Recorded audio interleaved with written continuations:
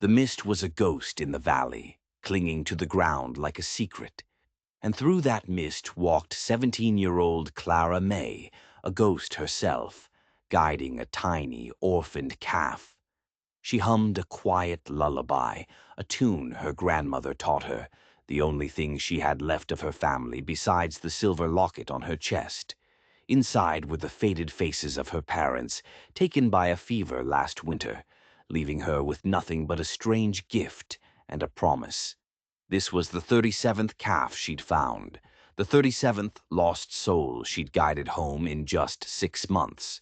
The ranchers whispered about her. They said she could speak to the cattle, that she was touched by something not quite of this world. A gift, her mother had called it. A curse, it sometimes felt, as she traded her skills for scraps, sleeping in barns and haylofts.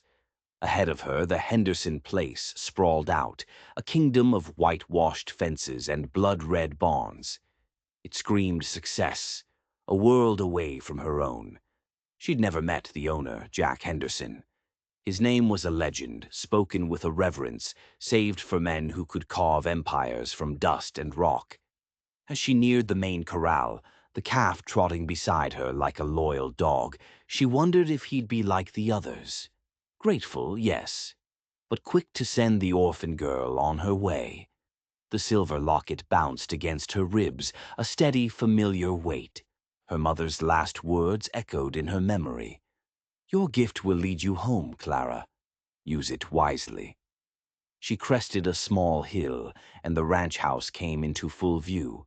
And then she saw him, and her world stopped. He was tall as a pine tree, with shoulders wide enough to carry the sky. His hair was sandy gold in the morning light, his hands moving with a gentle strength that could calm a storm or break a man in two. He was kneeling by a pen, the very pen filled with the calves she'd brought back. He was counting them, one by one. He made a note in a leather-bound ledger, his brow furrowed in concentration. When he looked up, his eyes found hers, and he smiled. It was a smile that could melt a winter freeze, a smile that transformed his rugged face into something devastatingly handsome. Her heart hammered against her ribs, and the silver locket felt like it skipped a beat, because in that moment she realized the truth.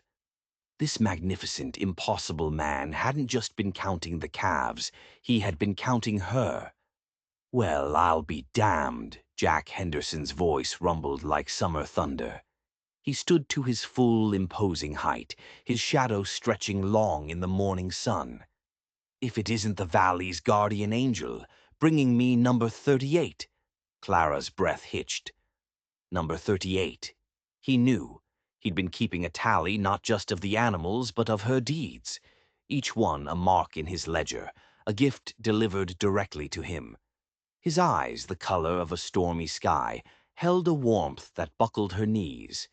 He walked toward her, his stride long and confident, and the air crackled with an energy that made her locket seem to pulse against her skin.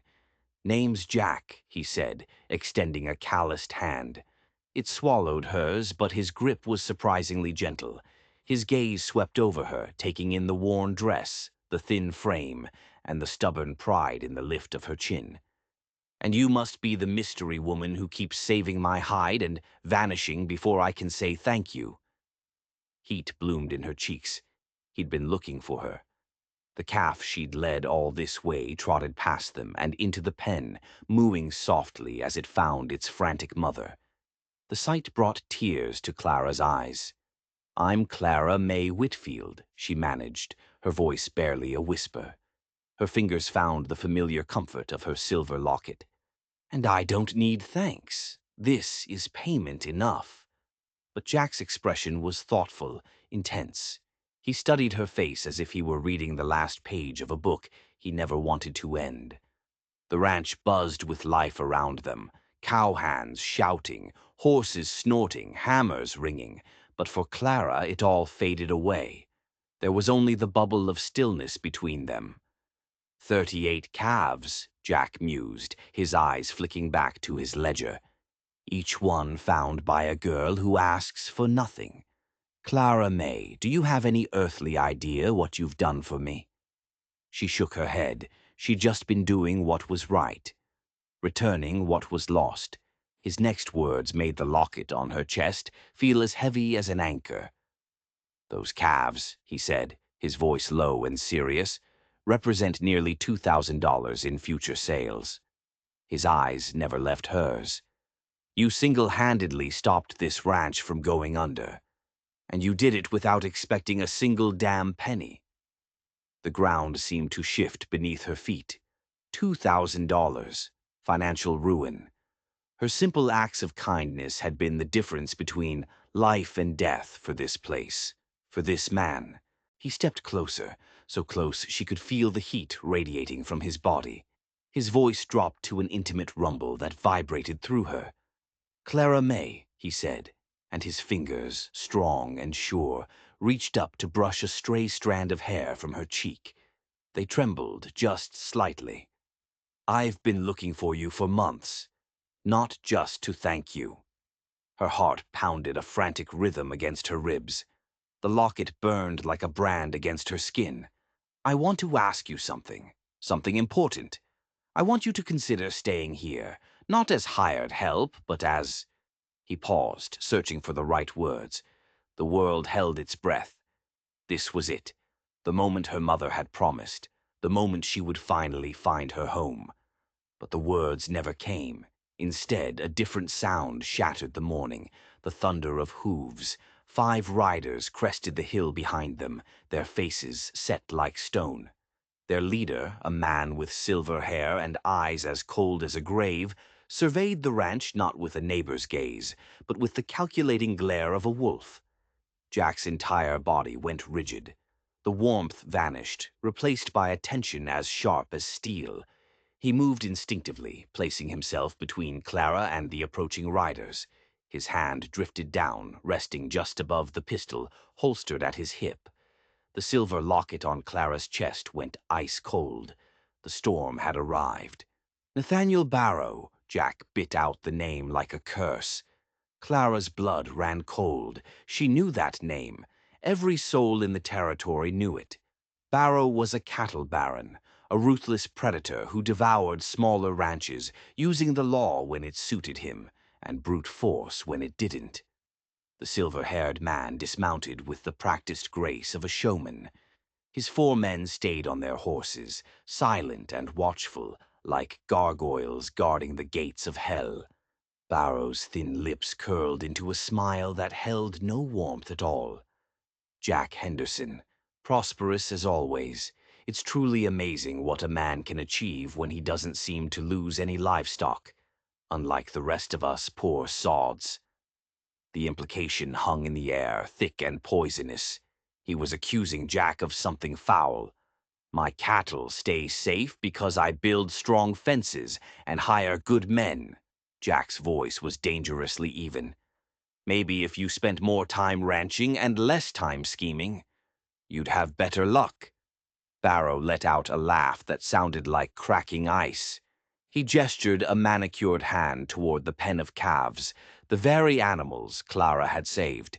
"Speaking of cattle," he purred, his voice dripping with false concern, "I've been hearing the most fascinating stories, livestock disappearing from all over the valley, just vanishing into thin air, only to turn up right here on your land." Clara felt the accusation like a punch to the gut. Her good deeds, her gift. He was twisting it into a weapon. He was painting her as a thief. Jack's body tensed, a protective wall of muscle in front of her. "Those calves were returned by Miss Whitfield," he said, his voice booming with authority. "She's been tracking lost animals all over this valley, including a few of yours, if I recall correctly." For the first time, Barrow's cold, dead eyes landed on Clara. He studied her, dissecting her with a predator's focus. She felt naked, vulnerable, the locket a heavy weight of shame on her chest. "How very convenient," Barrow mused, his tone slick with insinuation. "A mysterious girl with no name and no home suddenly appears, Cattle start going missing, and they all end up padding the pockets of Jack Henderson. One might almost think it was planned. The golden morning sun suddenly felt harsh, unforgiving. Her mother's blessing was becoming a hangman's noose. Nathaniel, Jack stepped forward, fury radiating from him in palpable waves. If you're accusing this girl of rustling, you'd better have more proof than your own bitter jealousy. I will not stand here and let you slander her. The silver locket burned against her skin. This man, this stranger who had only just learned her name, was willing to go to war for her. Barrow's smile widened. This was exactly what he wanted. Innocent? He repeated, feigning shock. Jack, the girl is a vagrant. She appears out of nowhere with an uncanny ability to find valuable livestock. If that's innocence, then I'm the King of England. He was twisting the truth, making her life of hardship sound like a criminal's cover story. Clara has a gift. Jack's voice was a low growl. His storm blue eyes were locked on Barrow's. She understands animals in a way men like you never could. That doesn't make her a thief. It makes her special. The word hung in the air. Special. Tears pricked at Clara's eyes. He saw her. He truly saw her. But Barrow saw only weakness. Special enough to know exactly which cattle to steal? Barrow pressed, his voice like a snake's hiss. Special enough to earn the protection of the one man who profits from every animal she brings in? Clara watched in horror as she saw the seeds of doubt take root. The faces of Jack's own cowhands flickered with uncertainty. Barrow's poison was working. They couldn't understand her gift, so it was easier to believe she was a criminal. That's enough. Jack's voice dropped to a deadly rumble. Even Barrow's thugs shifted uneasily in their saddles. Clara, get behind me. But something inside her snapped. She wouldn't hide, not now. She surprised them all, even herself, by stepping forward. Her hand closed around the silver locket, drawing strength from the memory of her parents. Mr. Barrow, her voice rang out, clear and steady.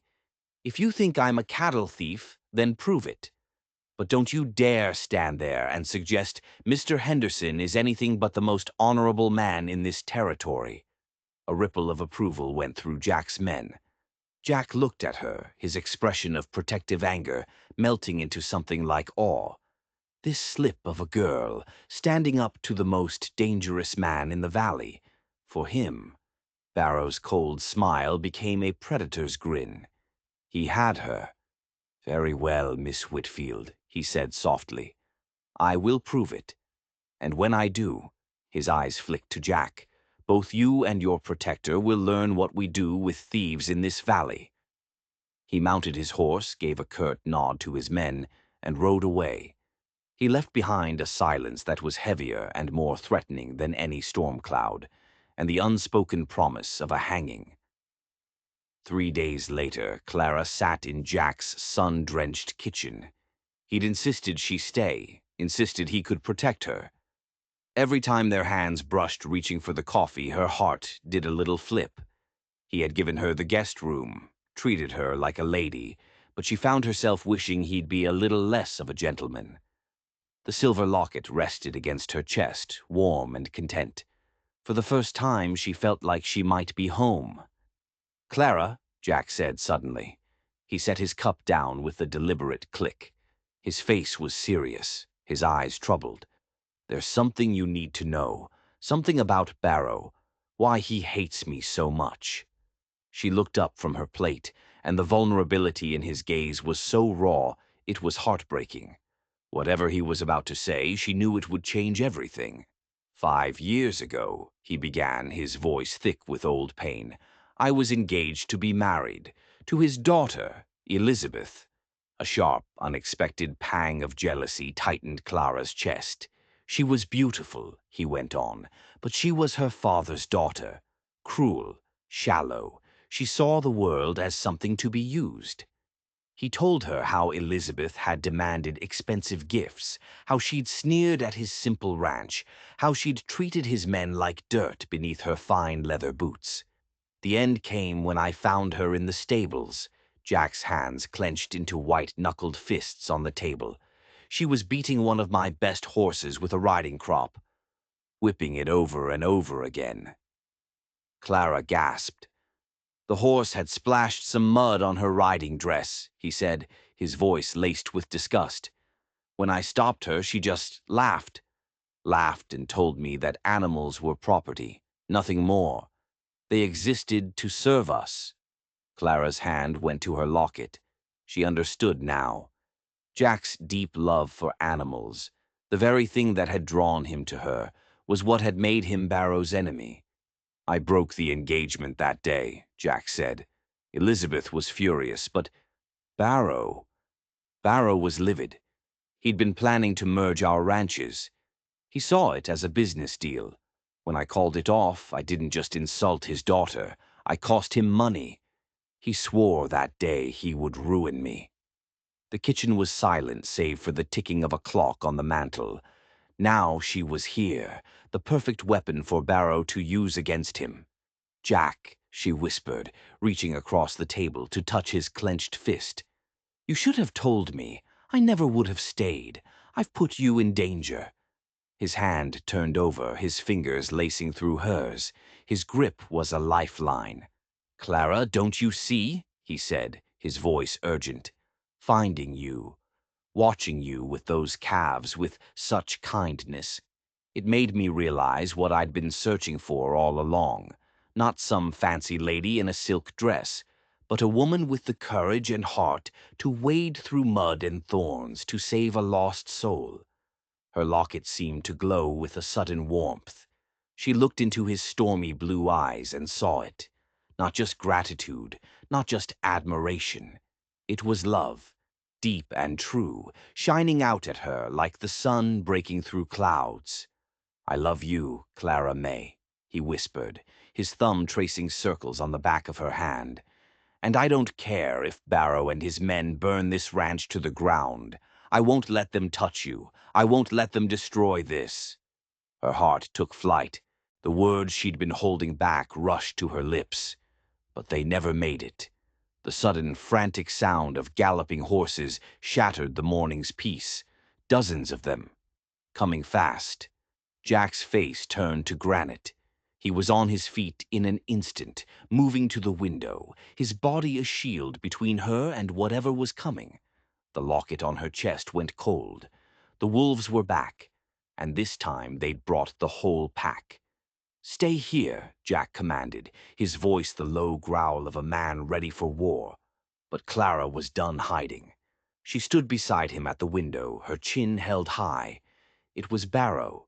He'd returned with twice as many men as before, and at their head rode the territorial sheriff, a man named Morrison with a weary face that had seen too much trouble.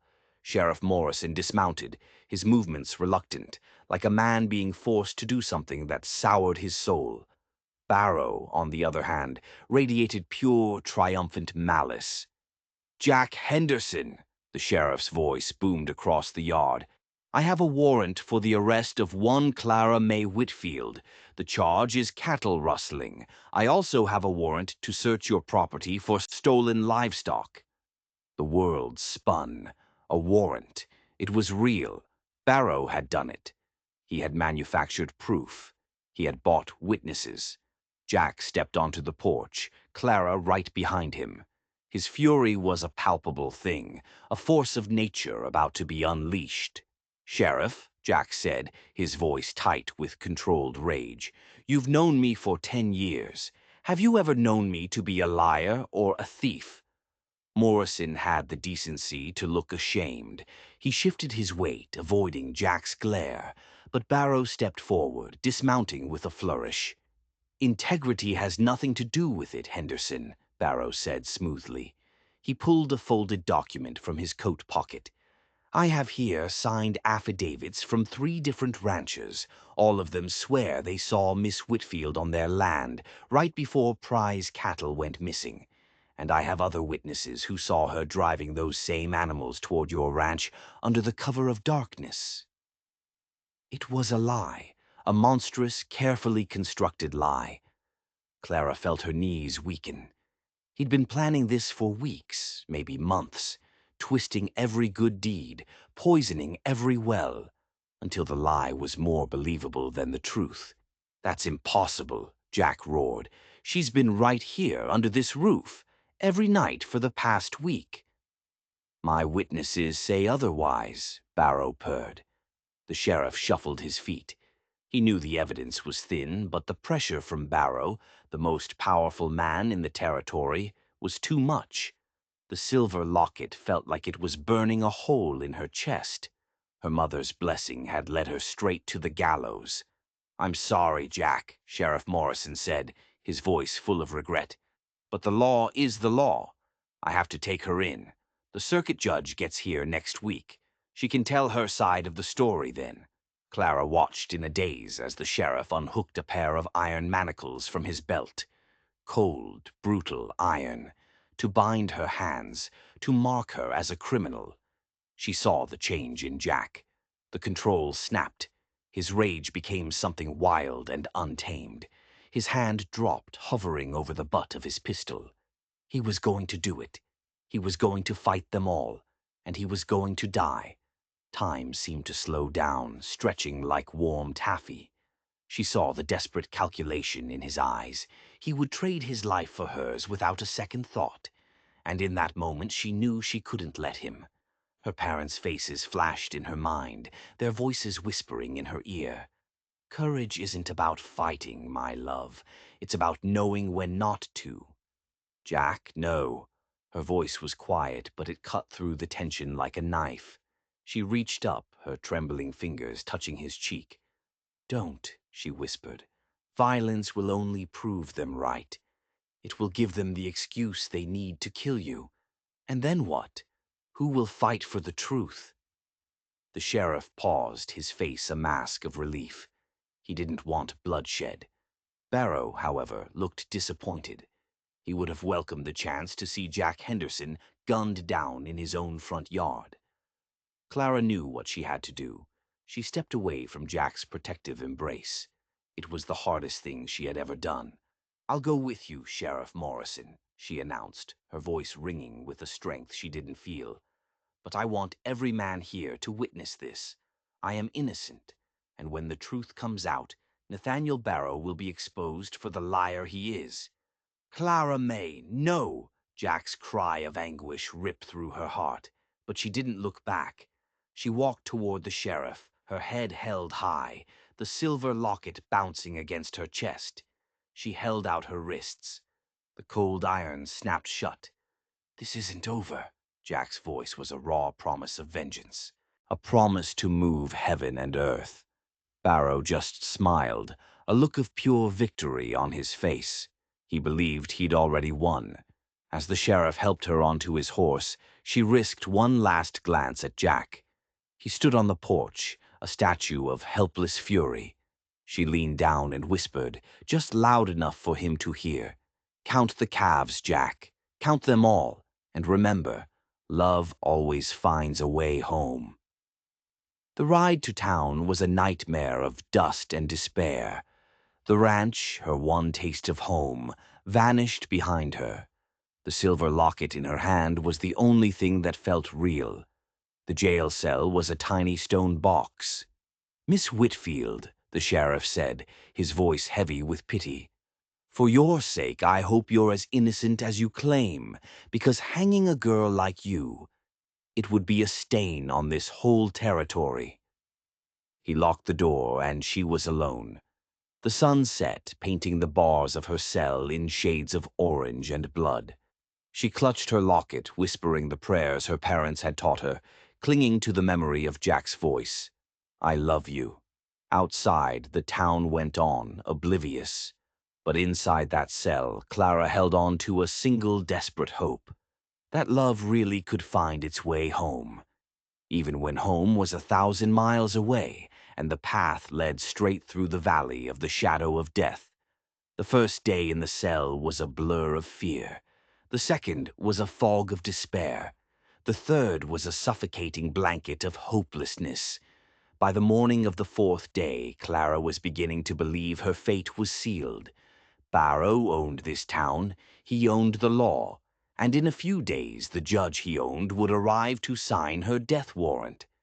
Then she heard his voice. Jack. He'd come. Her heart, which she thought had turned to stone, leaped in her chest. She scrambled to the bars of her cell. He wasn't alone. He carried a thick stack of papers, and his face was set with a grim determination that made even Sheriff Morrison take a step back. "Sheriff," Jack's voice boomed through the small office. He slapped the papers down on the desk. "I've spent the last 3 days doing your job for you. I've written to every single rancher in this territory. I've documented every calf Clara May has ever found. And the truth is, rather, illuminating." Clara pressed her face to the cold bars, the silver locket a reassuring weight against her chest. She watched as Jack, methodical and precise, laid out his case. "According to these brand registrations and bills of sale," Jack began, his finger tapping on a document, "every single animal Clara returned was a stray calf, worth less than $50 apiece. Now, Sheriff, you tell me, what kind of professional rustling ring targets $50 calves when there are $1,000 prize bulls for the taking?" A flicker of doubt crossed the sheriff's face. The story wasn't adding up. "Furthermore," Jack continued, laying out another sheet of paper, "Clara returned animals to 17 different ranches. 17, including several of the men who are now accusing her. If she was stealing for me, why in God's name would she be giving cattle away to my competition?" The logic was a hammer, shattering Barrow's flimsy lies. Clara could see it in the sheriff's eyes. He was starting to understand he'd been played for a fool. Just then, the door to the office opened.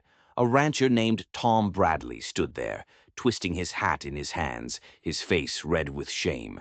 "Sheriff," he mumbled, I need to retract my statement against the girl. Jack here, he showed me the dates.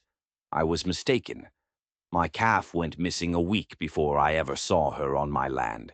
One by one, more ranchers arrived, each with a similar story. They'd been confused, they'd been pressured, they'd been paid. Barrow's case was crumbling. The locket on Clara's chest grew warmer with each retraction. Hope, fierce and bright, ignited within her. "But that's not all," Jack said, his voice dropping, taking on a hard, dangerous edge. "After I cleared Clara's name, I started looking into Mr. Barrow's business dealings, and I found some interesting patterns." He produced another ledger. "It seems our respected Mr. Barrow has a habit of buying cattle from some unsavory characters down in Mexico. Real rustlers.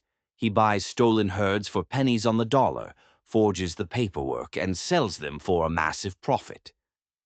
The sheriff's face went dark. This was more than just a frame-up. This was a conspiracy. Clara realized with a jolt that by trying to frame her, Barrow had inadvertently led Jack right to his own doorstep. The trap he'd set for her had just snapped shut on him. The office door swung open again, and Nathaniel Barrow strode in, his usual arrogant smirk plastered on his face. But Clara saw something else in his eyes. Fear. "Sheriff Morrison," Barrow began, his voice smooth as silk, "I trust you're not letting this stable boy fill your head with his fantastic lies." Jack's smile was as sharp as a razor. "Actually, Nathaniel," he said, "I think the sheriff is beginning to see who the real criminal is." He pulled one final document from the bottom of the stack and laid it on the desk. Barrow looked at it, and all the color drained from his face. "This," Jack announced, his voice ringing with triumph, "is a bill of sale showing your purchase of 50 head of cattle from a known rustler named El Martillo. Cattle that were stolen from a ranch in New Mexico just last month. which makes you an accessory to a crime that carries a federal sentence." The room fell silent. The only sounds were the ticking of the clock and Barrow's ragged breathing. The locket pulsed against Clara's chest, a steady, triumphant heartbeat. Jack hadn't just proven her innocence. He had uncovered a criminal empire, and the emperor was about to fall. Sheriff Morrison stood up slowly. The weary reluctance was gone from his face, replaced by the righteous fury of a lawman who had been betrayed.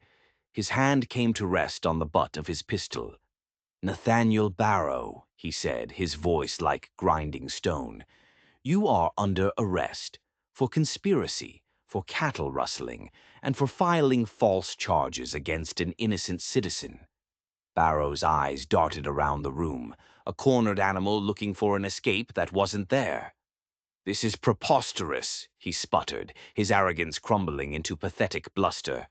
"You'd take the word of this tramp, over me?"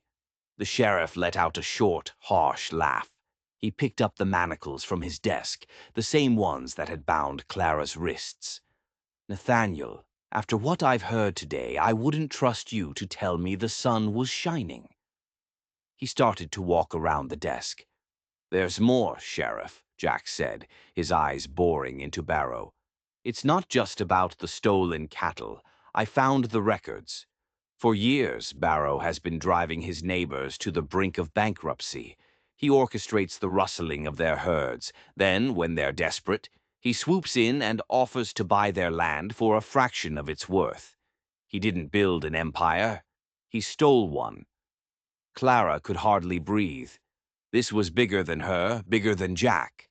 Barrow had been bleeding the entire valley dry for years.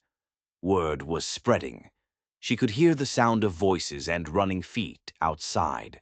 The whole town was gathering. "The territorial marshal is on his way from Denver," the sheriff announced as he snapped the manacles shut on Barrow's wrists. The click was the most satisfying sound Clara had ever heard. "I imagine he'll be very interested in your cross-border business arrangements." Barrow's face twisted into a mask of pure hatred. The mask was finally off. The vicious, petty tyrant was revealed. "This isn't over, Henderson," he snarled, his eyes wild. "I'll get out, and when I do, I will destroy you. I'll destroy you and your little pet." Jack's smile was calm, cold, and final. "The only thing you'll be destroying is rocks at the territorial prison, Nathaniel, because you are going to die in there." The sheriff turned, a key in his hand. He walked to her cell. The lock turned. The door swung open. Clara stepped out, into the light, into freedom. The silver locket seemed to catch fire on her chest, a blaze of warmth that spread through her whole body. She didn't walk. She ran, right into Jack's arms. His embrace was strong, solid, real. It was relief and love and the promise of 1,000 tomorrows, all wrapped up in one moment. "I told you," she whispered into his chest, her voice choked with tears. "Love always finds a way home." His heart was beating a steady, powerful rhythm against her cheek.